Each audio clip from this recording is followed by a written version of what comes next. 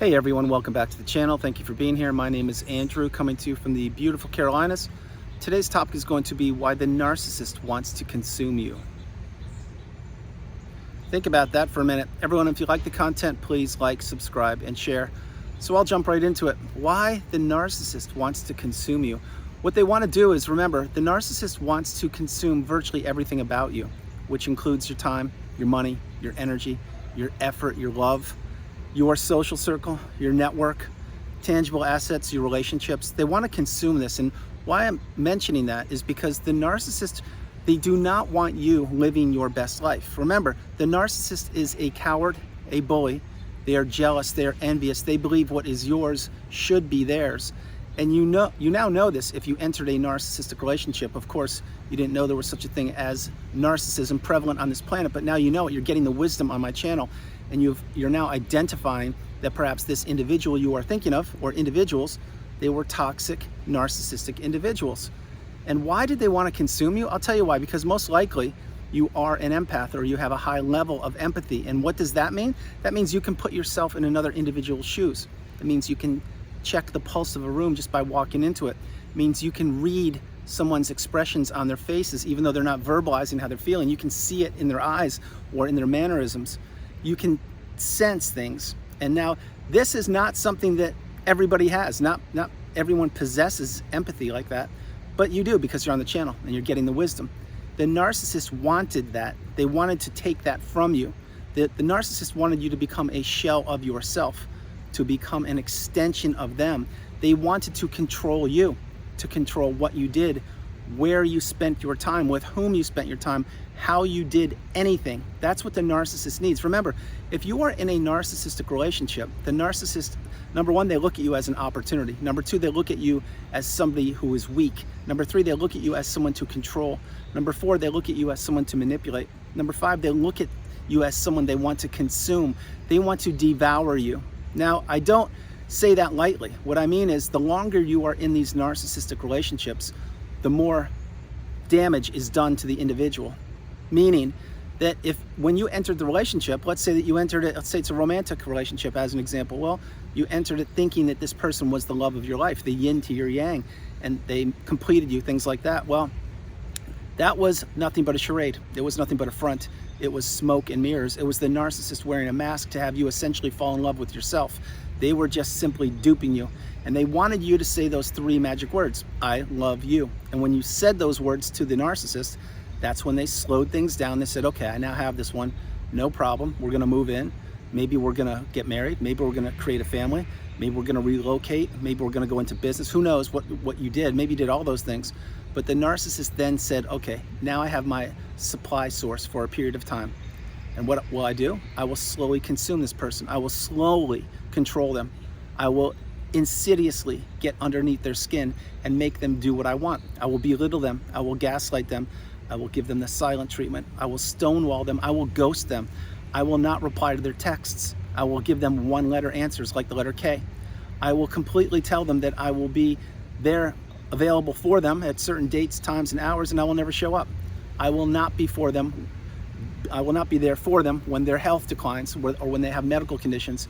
Let's say that it was your spouse and that you were going to create a family. I won't be there at the birth of my child. All these things, when you needed people, when you needed an individual who turned out to be the narcissist, many times when you needed that person, the narcissist was nowhere to be found. They knew this. Let's say, as an example, you had a death in the family and you had to attend the funeral and the services and things like that, and you had a lot of pressure on you. Was the narcissist there for you then? No, of course they weren't. They were kicking you when you were down. They were trying to consume you. They were not having you be living in the present moment. Let's use the funeral example. Well, most likely you were the person who had to organize the funeral and arrange things and deal with the will and all these kind of things and services. I get it. That was a mountain of work, wasn't it? Yes, it was. And your spouse, who turned out to be the narcissist, were they there for you? No. They claimed that they had to do something more important. Well, what could be more important than grieving the loss of a loved one? Get my point? That's why the narcissist wants to consume you. They don't want you thinking about what is the most important to you. They want you doing things for them, or more importantly, using that funeral analogy, they want you to be thinking about their lack of presence at the funeral, taking away from the actual grieving process. I hope you follow that. They want to consume your energy. This is what they do. There are so many layers upon layers upon layers of the narcissistic abusive cycle to unpack. A 15-minute video can't do them justice. There's no way. But I will tell you this, that when the narcissist is present with you, maybe they are physically, mentally, most times they're checked out, because most times they're on their smartphone, most times they are berating you or belittling you, or most times they're giving you word salad, or most times they are just yawning like, are you done yet? Like, can we just go move on? Keep this in mind. The narcissist wants to consume your energy. They don't want you living your best life. Now let's take post-narcissistic relationship as an example. Let's say that you were discarded or you removed yourself from the relationship. Well, what did the narcissist do? Did they make your life easy? Probably not.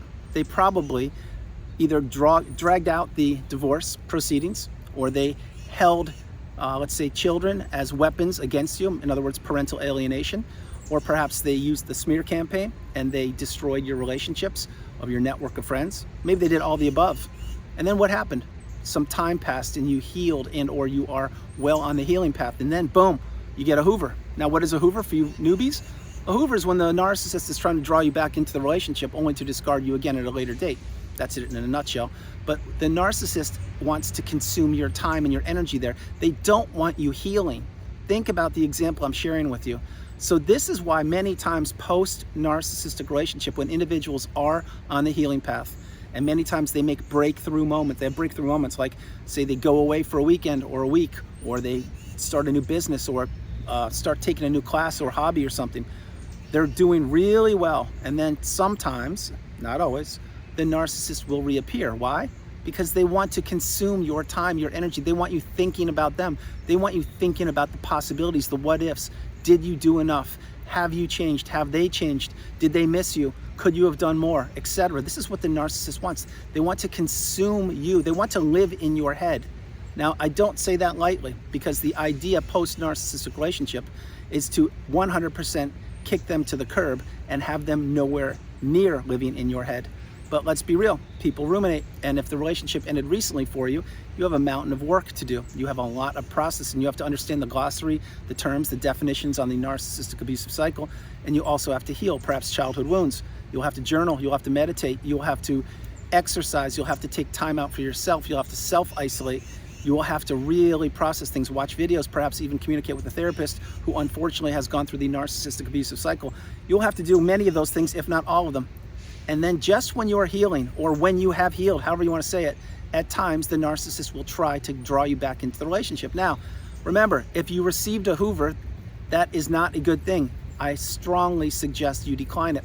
If it's an email, right to the bin, trash, don't even read it. Just see who it's from and it's gone. That's it. Don't consume their words. Number two, if you made the mistake of accepting the hoover, please drop comments below, especially the veterans with the newbies. Newbies, you should not be accepting a hoover. You may think that you want a hoover, and I get it. I know what it's like, but the truth of the matter is you don't want a hoover, because this individual is a toxic, narcissistic creature, a person who does not want anything good for you. They just want to what? That's right, they want to consume you. That's what they want to do. And if they are trying to hoover you, and this video is not exclusive to hoovering, but I really want you to get the message, all they're trying to do is finish you off. That means that there's still some meat on the bone there, and they're trying to get the last piece of meat from the bone, and they're trying to really make sure they do damage to you because they didn't finish you off the first time. Understand the message. And by the way, if you did not get a hoover, that's a great thing. It's a badge of honor. That means you're doing something right. That means you've blocked them, gone no contact, deleted all flying monkeys and or people associated with the narcissist, and you are on the healing path, headed in the same direction, pardon me, the right direction. But having said all these things, why does the narcissist want to consume you? Think about your finances. Well, did you usually pay for bills or vacations or the mortgage or cars or tuition or things like that? Yes, you did. What did the narcissist do? Well, they kept their money hidden away, and they claimed they didn't have money when they were stockpiling money throughout the whole relationship, and they were burning through your money. They wanted to consume your money. Think about it. Same thing with your friends. You had maybe a big friend group or friend circle before you met the narcissist. Well, what did they do? They insidiously started the smear campaign, or started saying things negative about you, or planting little seeds of doubt or seeds of mystery or seeds of wonderment. And slowly but surely, these individuals, what did they do? They removed themselves from the relationship with you, or they were maybe not as close to you as they used to be, or they were questioning, hey, I heard things are, going okay. Are you all right? Is everything good? Because, I'm hearing that maybe you're not doing too well. And you're like, what are you talking about? I'm doing great. I'm the same person. Truth of the matter is, who just planted seeds of doubt? Yep, it was your spouse. It was whoever the narcissist is and or was, because they want disruption. They want to consume you. They don't want you being level. They don't want you being satiated and happy and just being. The narcissist needs disruption. They need chaos, confusion. That's why the narcissist has little bubbles, little groups of people, little sects, S-E-C-T-S, of people, groupies, if you will. That's what they have. Groupies of enablers and flying monkeys and people who know that something is off with the narcissist, but perhaps they put up with the poor behavior because they like the disruption, they like the drama, and they want to sit on the sidelines and have their popcorn and watch it from afar, or B, they are in on it. And that's exactly how it is many times with the narcissist family. They know that the narcissist is a narcissist, but they play ball. Why? Because they don't want to be a target. B, perhaps they are a narcissist themselves. And C, they're cowards. That's exactly what it is. So I did that video years ago. Does the narcissist family know that they're a narcissist? They do. Believe me when I tell you. They may not know the exact term, but they know that something's off with that individual in the family. And they know that that individual is irrational and they display poor behavior, even rage fits, and that they will also alienate their own children from their family members, if you get what I'm saying. So nobody is safe in a narcissistic relationship. Not one person, not the kids, not the spouse, not the aunts, uncles, moms, dads, not the neighbors, not the alleged friends. Nobody's safe because everybody's a target, because everybody is expendable, and everybody is there with the narcissist to what? To be consumed. That's what the narcissist wants. They want to chew up people and spit them out and go through life like a bulldozer or a bull in a china shop, just destroying relationships and not being accountable, blaming other individuals. Notice this one. When you met the narcissist, what did they tell you? Maybe they were married a couple times, or maybe they just said the relationships didn't work out. Why? Well, they usually will be blaming other individuals. It won't be the narcissist's fault. The narcissist isn't going to say something like this, like, yeah, I was married twice and both my marriages, they just didn't work out because I couldn't give as much and I should have been a better person. No, they're gonna be blaming the other individual who may or may not even be on the planet these days, if you get my point. They're gonna be blaming the alleged person who betrayed them or who did them wrong, because that's how the cycle works. The narcissist plays the victim card to get the next unsuspecting supply source. Think about it. That's most likely how you met the narcissist. They came at you with a song and a dance, a sob story, or why things just weren't working out, or how they have it so difficult, and perhaps they didn't have the best childhood, or they have all these issues or concerns, or the marriage just didn't work out, or they can't get the right job. That's another one, jobs. Think about this with the narcissist. Not always, but there are times the narcissist can't keep a job down. Why? Because they believe they're better than the boss. They believe they're better than the hourly wage. They believe they're better than serving other individuals. Think about what I'm sharing with you. The narcissist believes they're better than virtually everybody on the planet, and everything is a competition with them as well. And everybody is meant to be what? To be consumed. Think about what I'm sharing with you. This is what the narcissist wants. They want you thinking about them. They want you pining for them. They want you wondering who they're with, what they're doing, where they are, all these kind of things. And the truth of the matter is, the one person on the planet that you should not be thinking about is the narcissist, because nothing good will ever come from it. Now, I know for the newbies, I get it. You have a lot of work to do ahead of you, and perhaps you still have to break the trauma bond. I get it. For you veterans, you know exactly what I'm talking about. If you've really made it to the pinnacle of indifference, the mountaintop of indifference, where you just don't care about the narcissist any longer, what you can do, and you have the ability to do so in time, in your time, you will actually laugh at some of the things that have happened in the past. Yes, you will. Now, you may not be there now. I get it. This channel is a channel of education, of empathy, of growth, of abundance, of becoming awakened and aware, educated and empowered.